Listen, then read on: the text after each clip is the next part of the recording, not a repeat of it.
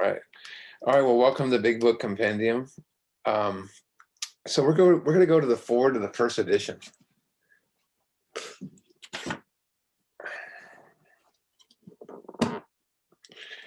And it says in the forward of the first edition, it says, this is the forward as it appeared in the first printing of the first edition in 1939. It says, we of Alcoholics Anonymous are more than 100 men and women who have recovered from a seamlessly hopeless state of mind and body.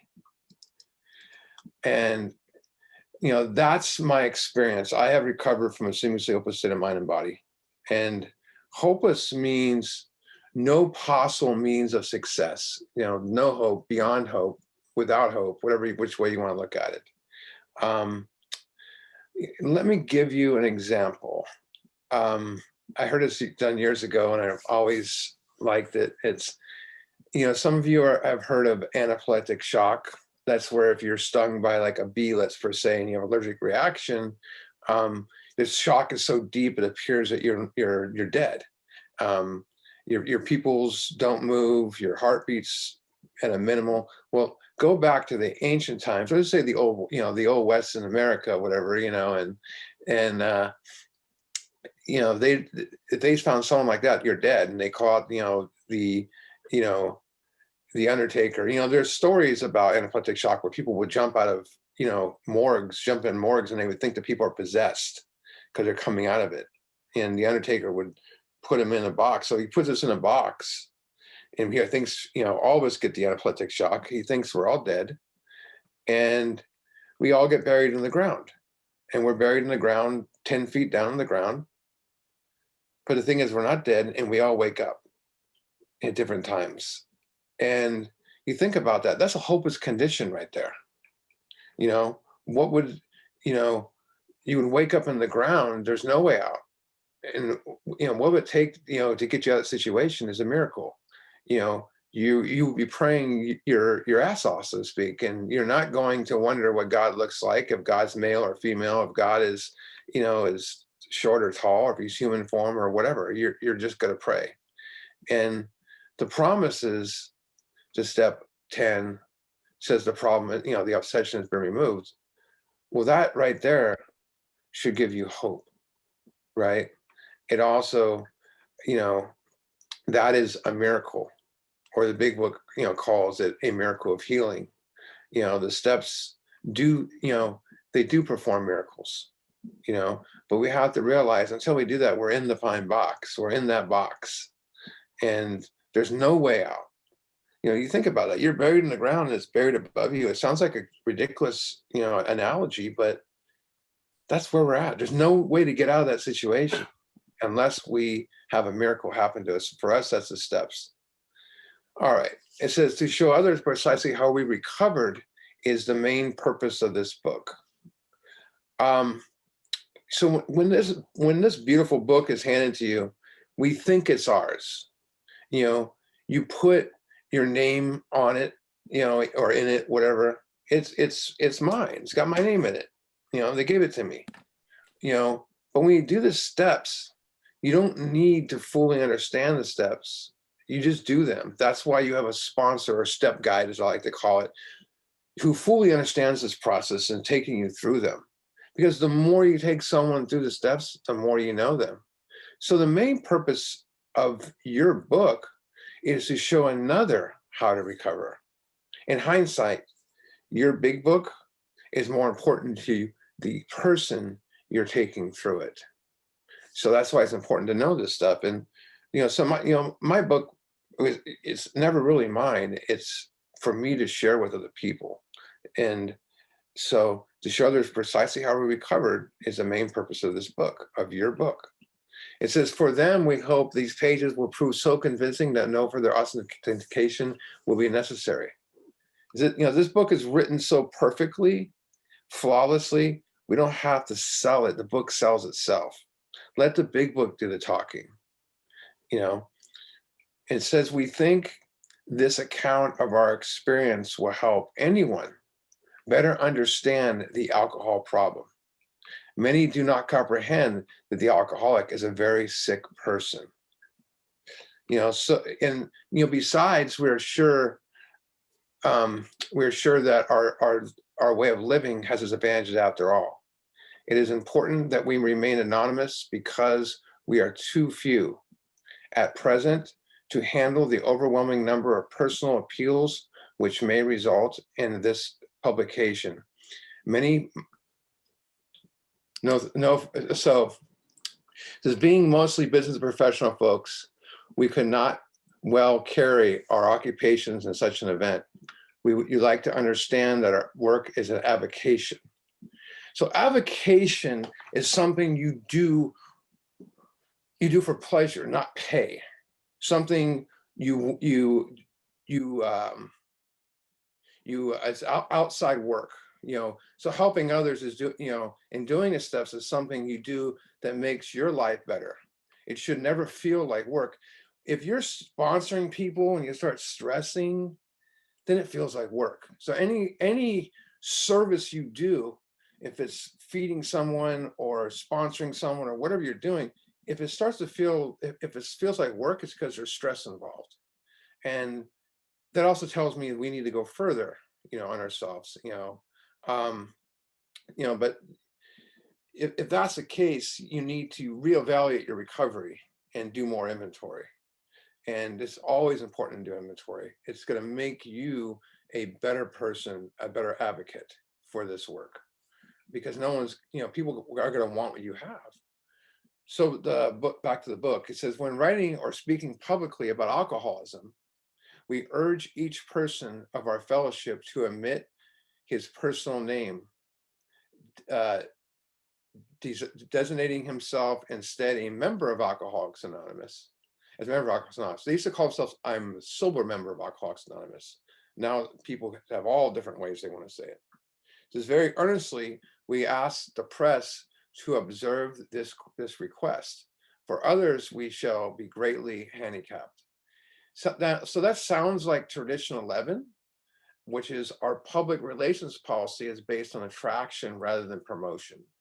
We need always to maintain personal anonymity at the press of radio and film. So that's very important right there. But I'm going to read the long form of that. Whenever I do the traditions, the long forms are most important. So long form tradition 11 is our relations with general public should be characterized by personal anonymity. We think AA ought to avoid sensational advertising. Our names and pictures of AA members ought not to be broadcast, filmed, or publicly printed. Our public relations should be guided by principle of attraction rather than promotion. There is never need to praise ourselves. We feel it better to let our friends recommend us. I love that. So we're not an organization, and it's, we are not this organization where we have to sit there and promote ourselves. It should just, where it says attraction rather than promotion. So it says we're not an organization in the conventional sense of the word. So that sounds like Tradition 8. Alcoholics Anonymous should remain forever non-professional, but our service centers may employ special workers. So I'm going to read the long form of that one too. This is Tradition 8 in a long form. Alcoholics Anonymous should remain forever non-professional. We define professionalism as an occupation of counseling alcoholics for fees or higher.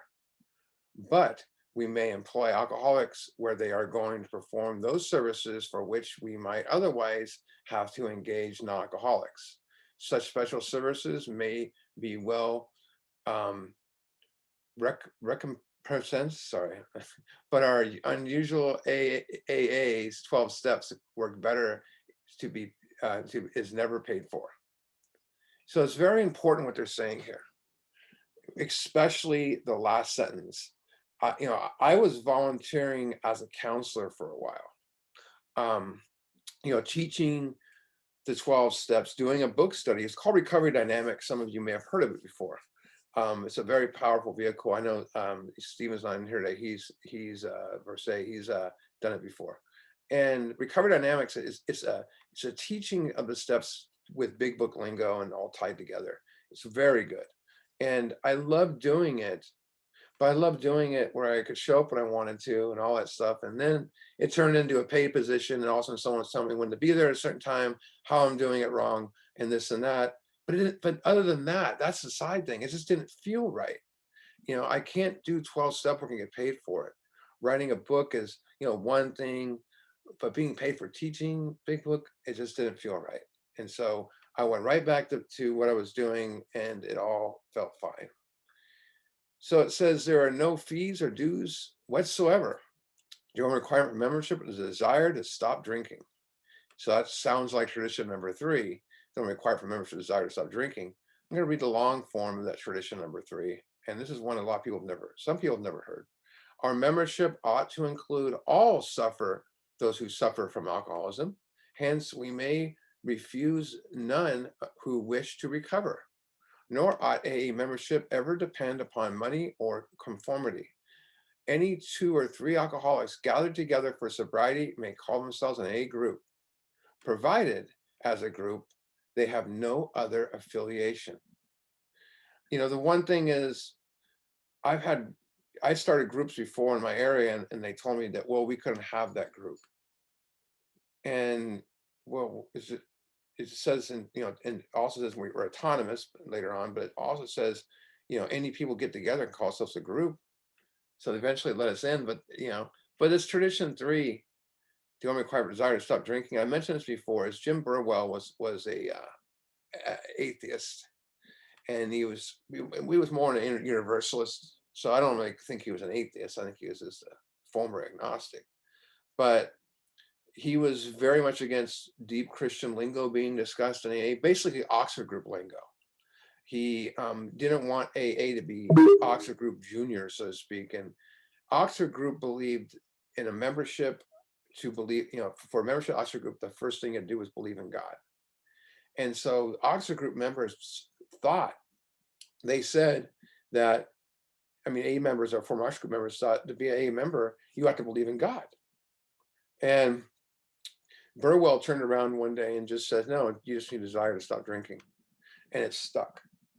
And that's how a lot of these things came about, just out of the blue. That's the beauty of Alcoholics Anonymous. It says we are not allied with any particular faith, sect, or denomination, nor do we oppose anyone. We simply wish to be helpful to those who are afflicted. So it sounds like the closing paragraph of the preamble. You hear the preamble read, which is not official AA literature, by the way, but it says in preamble, it says the only requirement for AA membership is desire to stop drinking. There are no dues or fees for AA membership. We're not self-supporting through our own contributions. AA is not allied with any sect, denomination, politics, organizations, and institutions. Does not wish to engage in any controversy, neither endorses nor opposes anyone. Our primary purpose is to stay sober and help other alcoholics who achieve sobriety. That's the preamble. So you can see where they took all this stuff from. And, the primary purpose is to carry the message to alcoholics who still suffer.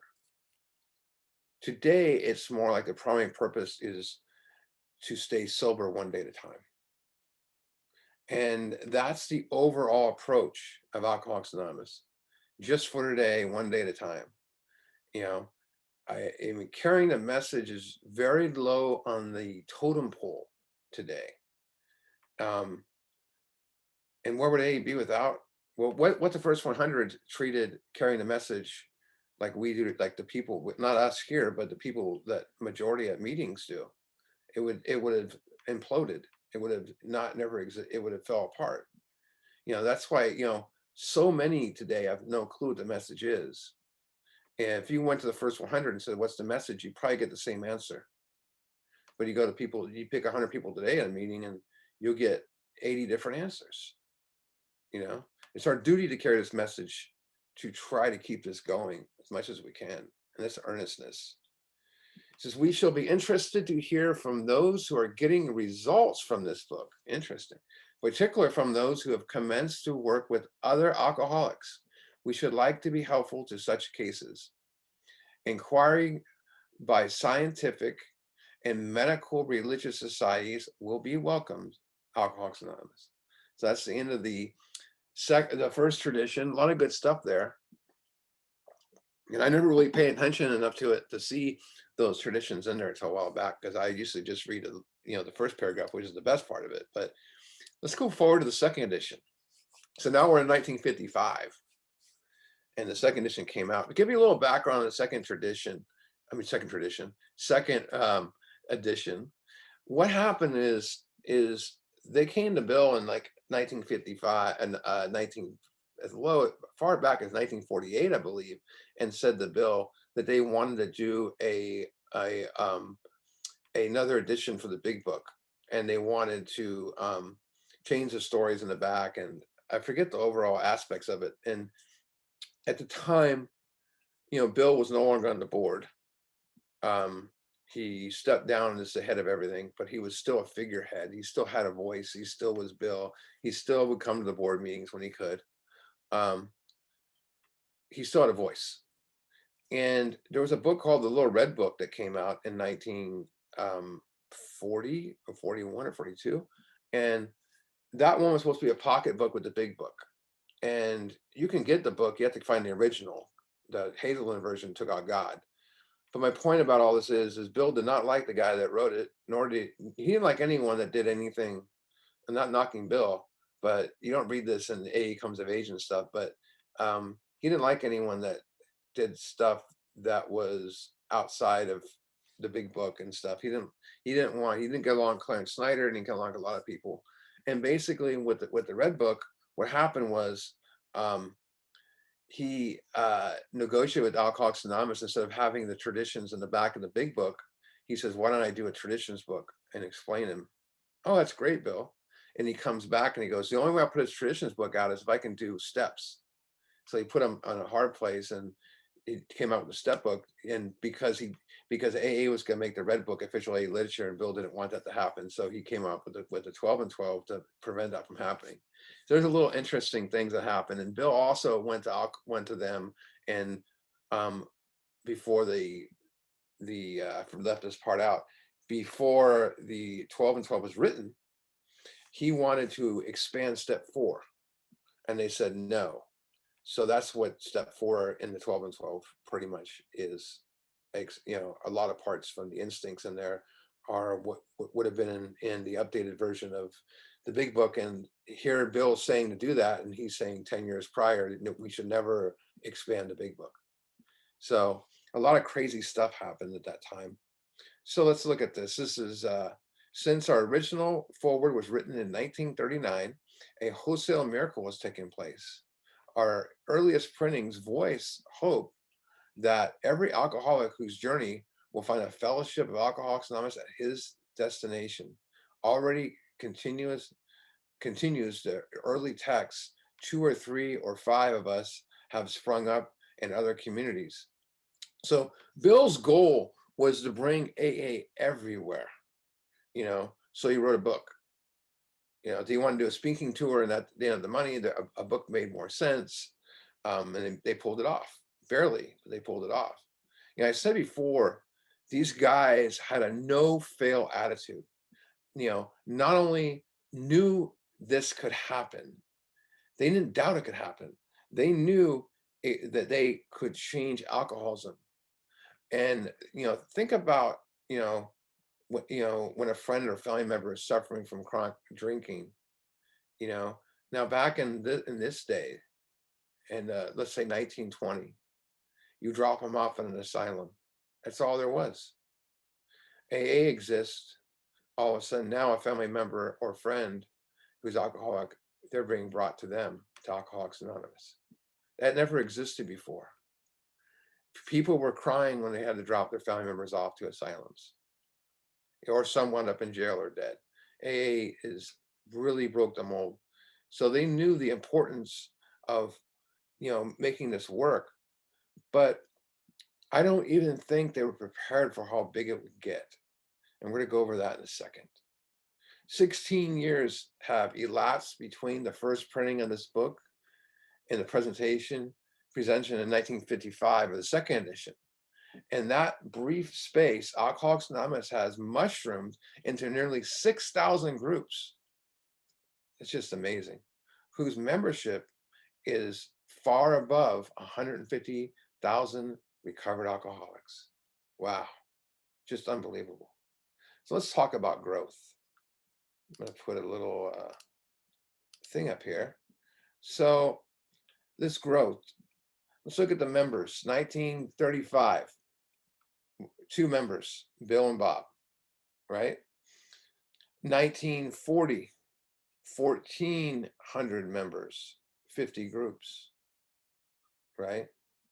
And I guess you could say in 35, 2 members, there was one group, Bill and Bob, but It's 10 o'clock. technically, I think it's my thing talking again. So basically, the 2 groups, and in 1945, 12,000, almost 13,000 members in five, that's because all the articles that came out and stuff, and 556 groups. And then look at 5 years later, 96,000, 3,500 groups. And then 5 years later, 156,000. Wow. And then 6,200 groups. Now, just imagine just think of this for a second. Put yourself, where these people were. Imagine what it would be like if you were one of the original first 40 members of Alcoholics Anonymous and you watched this happen. The miracles taking place, the people coming out of the asylums or caves, or the drinking caves or whatever, and not just having a second chance, but being reborn. You get to witness that. The guy that was, drooling on himself on the sidewalk all of a sudden is awake and walking. And imagine if you're one of those first 40 and you go from 40 to 60. 16 years later is 150,000. Imagine if you're one of those first people. And it was just 20 of you sitting around somewhere. And now there's 150,000 of you. Let that sink in for a second. That's some deep stuff to think about. Now, 1960, there was 162,000 members. So they didn't jump up too much. But in 1970, there was 311. Let's say they doubled in 10 years. Now the recovery boom happens. Rehabs open up.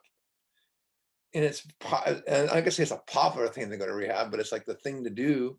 And 1980, there's all of a sudden 900,000 members. 10 years later, there's almost 200,000 members. 2000, there's 200,000 members. Now, here's the thing. I'm going to put this out there. In 1990, they said that they had, what was it, around, it says 1,900 members, 100, almost 2 million. But that's the same time they did the recovery rates, right? And then AA stopped putting out like how many, like the membership growth kind of spin that ever since. It's always been around 2.5 million members stuck. And people have argued with that. And people have done their own research. I read a guy's report, and he says there's 7 million members of Alcoholics Anonymous around there. But AA is not going to put that out there because they don't want to deal with backlash of low recovery rates and this and that. That's just the person's theory. So it's interesting that they grow so much and all of a sudden, and, I mean, groups are found, let's see what the book says. This is, groups are found in each of the United States and all of the provinces of Canada. A has flourished communities in British Isles, Scandinavian countries, South Africa, South America, Mexico, Alaska, Australia, Hawaii. Some of these, some of us are here. All told, promising beginnings have been made in some 50 foreign countries and U.S. possessions. Some of us are now taking shape in Asia. Many of our friends encourage us by saying that this is but a beginning, only an augury of a much larger future ahead. So in 2000, they're saying 2020, it said 2.4 million members, 180 nations worldwide, and all that stuff I have on here. Eddie's literature's translated into over 100 languages. That's insane. and the big book is translated to 80 different languages. Let that sink in, all that sink in, you know. That's a big thing right there. That's a big deal.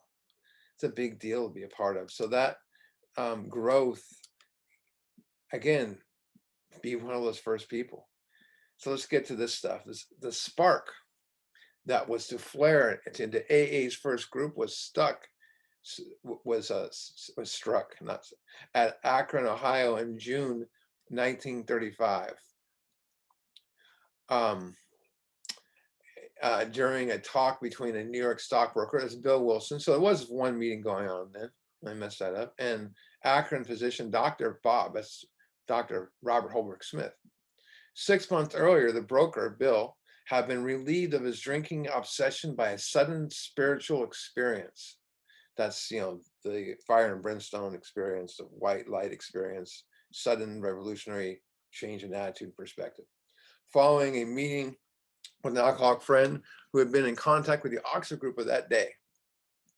He'd also been greatly helped by the late Dr. William Duncan Silkworth, a New York specialist in alcoholism who is now accounted no less than a medical saint by AA members, and whose story in the early days of our society appears in the next pages. From this doctor, the broker learned the grave nature of alcoholism. That's the allergy and the obsession. The allergy is when we put it in our body and we crave more, and the obsession, I'm going to have that reoccurring, persistent idea of drinking. And basically, I have a mind that condemns me to drink against my will and a body that condemns me to death. It says that though he could not accept the tenets of the Oxford group. So for one thing I want to mention, there's no way they could accept all the tenets of the Oxford group because there was 20 main tenets. And overall, the Oxford group there were hundreds, but the AA found what worked for best for them, the main ones. And says he was convinced of the need for moral inventory. Now, they didn't really do moral inventory in the Oxford group. They wrote stuff down and then they did confession. And actually, their first thing they did was turn their life over to God. But anyways, confession of personal defects, restitution of those harmed, helpfulness to others, and the necessity of belief and a dependence upon God. So what Bill did was offering others inventory, confession, restitution, helping others, and meditation. That was his idea. That's what he wanted to do. It didn't work because he's going to them before inventory. He's saying, hey, turn your life over to God. And they're like, this is a drunk going, I'm not doing that. And I can't do that. And the thing is, what happened is he goes, I mentioned the story before, and I'm going to read it here. It says, prior to his journey to Akron, the broker worked with many alcoholics on the theory only one alcoholic help another, but he only was successful keeping himself sober. So what happened is he went and his wife told him to go talk to Silkworth, and Silkworth told him, he's like, what are you bringing to them? What are you bringing? He goes, I'm bringing the turn your life to God. And he's like, bring him the hardcore medical packs first. Bring him the powerlessness of the medical aspect of the allergy obsession. And the thing that's interesting is he's basically asking Bill, the first thing you should be telling these guys is not turn their life to God. They're alcoholics. He said that's the problem. These are hopeless drunks, and you hit them in the head with God. The bad of God right away. Explain the medical facts, the hopelessness, the powerlessness over the allergy obsession. And so Bill, the next person he talked to was Dr. Bob. And he had 6 steps, and he had a 6-step program. Now, this is not the actual 6 steps. Bill wrote this out in 1960 when someone said, what do they look like? Now, if each of us was a members of the first 40, we would all have different variations of this. Some of us, it's just in our head, and most of it was, like this: powerless, that we're licked, which is old word, defeated, that we were powerless over alcohol. We made a moral inventory of our defects. we confessed our confessed or shared our shortcomings with another person in confidence. We made amends to all those we had harmed. We tried to help other alcoholics with no thought of reward or money and prestige. We prayed to whatever God we thought there was for power to practice these precepts. Now, here's the thing. That almost sounds like him describing what they did. Not really, it's necessarily a 6-step program, but that's pretty much it right there. So the first person, like I said, he brings a message to us. Let's see what happens. It says, this lottery of a few days after talking to Silkworth, the broker had gone to Akron on a failed business adventure, which had collapsed, leaving him greatly in fear that he might start drinking again. So he hears this craziness from the bar. He smells the alcohol. He hears the drinks being poured. You know, he sees clients in there. You know, he is. So, anyways, he says he suddenly realizes in order to save himself, he must carry this message to another alcoholic. That's God right there, right? The alcoholic turned out to be the Akron Physician. So let's look at this. It's May 12th, 1935. Bill W. went on a business trip to Akron, Ohio. One night at the Mayflower Hotel, Bill felt, tempted by this bar. He's away from home. He's struggling. He's away from Calvary missions. He's away from his wife. He's, like I said, he hears all that stuff. He's pacing up and down. And he's choosing, he doesn't want to go to the bar. So he searches out another alcoholic to help. And he heads to a public phone. And it happens to be that public phone there in that picture, right? That's the public phone. And,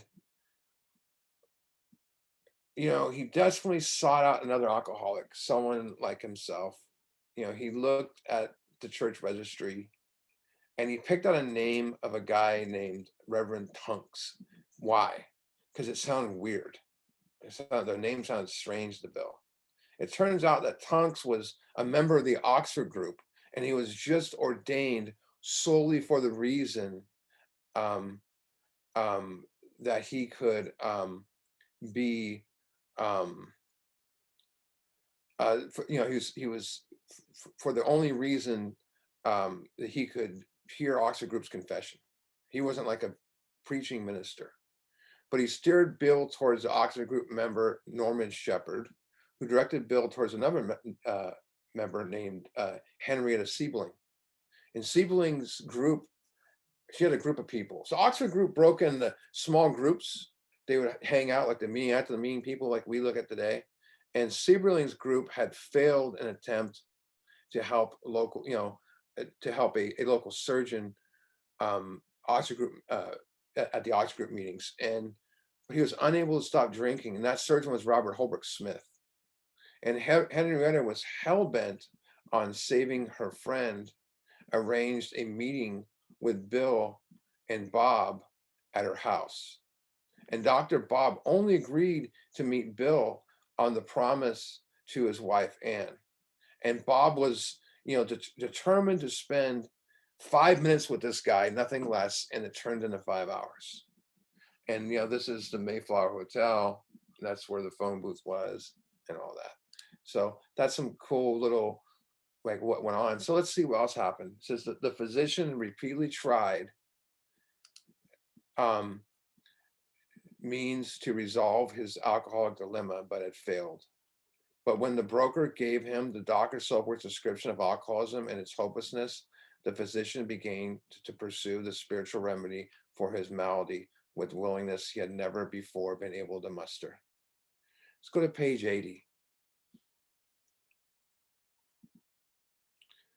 So here's the thing. What happened in that 5-hour conversation? What did Bill do differently?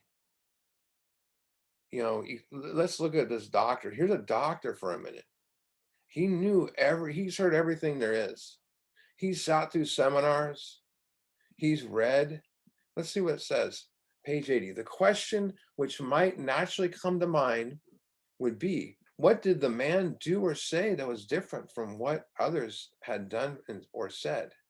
It must be remembered that I had read a great deal and talked to everyone who knew or thought they knew anything about the subject of alcoholism.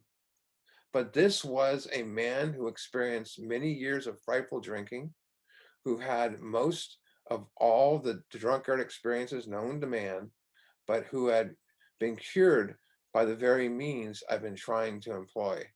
That is to say, the spiritual approach. He gave me information about the subject of alcoholism, which was undoubtedly helpful. Of far more importance was the fact he was, this is underlining stuff here, and if you notice it's italic, he was more important, he was the first living human whom I had ever talked to who knew what he was talking about in regard to alcoholism from actual experience, actual experience. In other words, he talked our language, talked my language. He knew all the answers, and he certainly did not take them up in his reading.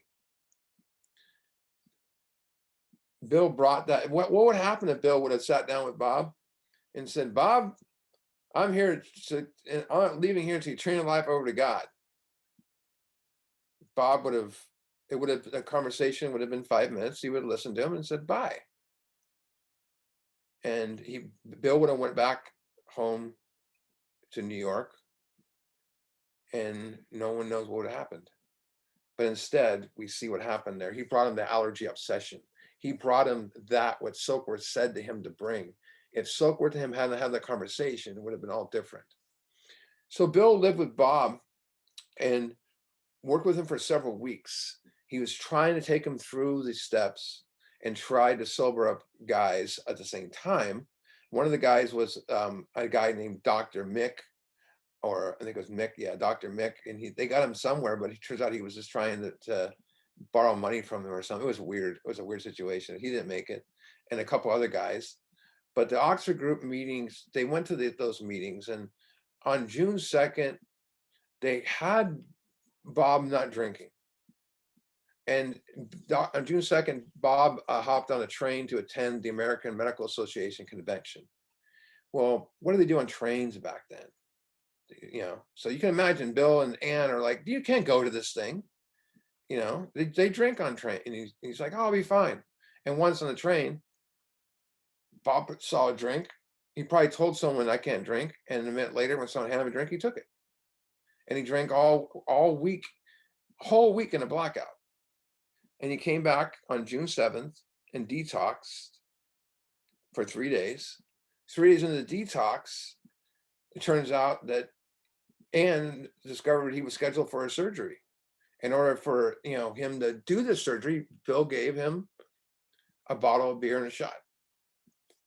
And when he did these early morning surgeries, he would return home around 8 p.m. at night, or somewhere around there. 8 p.m. rolls around, no Bob. 9 p.m. 9 p.m. no Bob. 10 p.m. no Bob. So Bill and Ann are sitting there. Sure, he's drunk. I mean, what else would an alcoholic be doing? A little after midnight, Bob walks in, sober. What was he doing? He was making amends. He made amends to his medical staff, to his work associates, his friends, his families, his coworkers. He went to patients' houses. He did house calls at. All those people. He made amends because he was a secret drinker. He didn't want anyone to know about his drinking. That's why he couldn't make it in the Oxford group. Because he couldn't make amends. He didn't want anyone to know. Everybody there knew each other.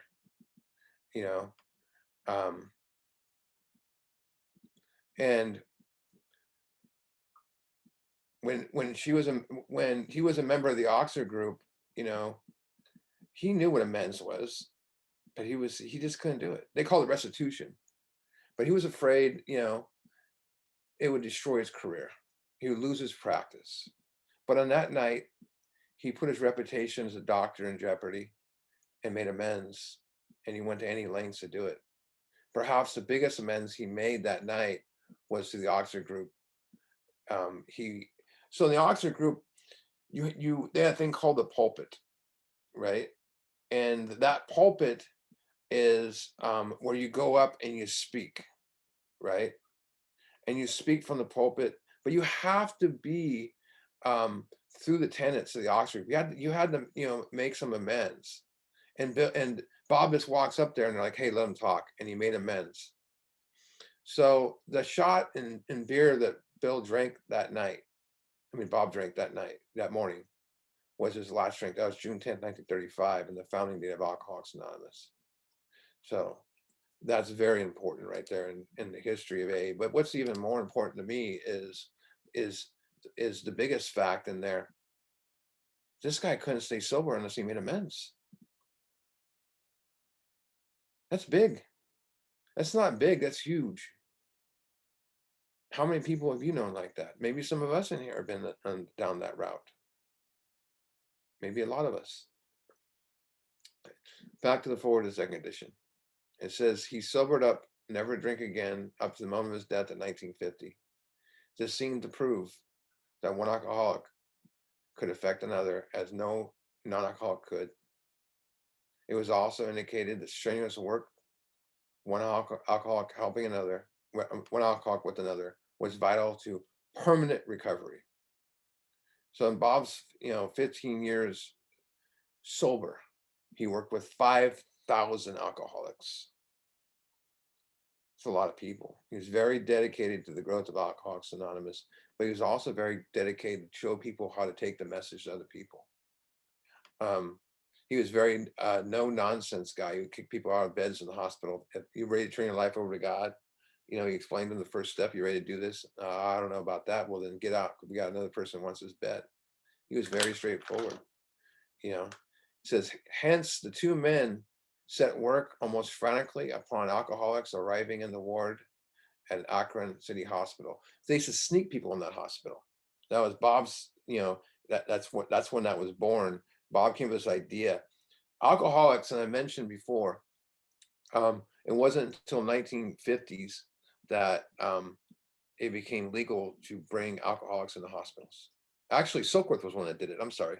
It was 1946, and Dr. Silkworth at Knickerbocker Hospital was the one that was able to get them to have an alcoholic ward. And before then, there was no alcoholic ward. You had to sneak people in, and that's what Bob was doing here. Oh, this guy's got stomach ailment. Let's get him in. It says their very first case, a desperate one, recovered immediately and became AA number 3, never drink again. So we're going to stop there. And next week, we're going to talk about AA number 3 and 4. And, this is, I'm going to show you a picture real quick. We've seen this picture before, the man in the bed. That's AA number 3, Bill Dotson. We're going to talk about him next week. And what, we read the big book and we hear stuff in there, but there's a lot of information that goes along with it too, with those people. So we're going to stop here and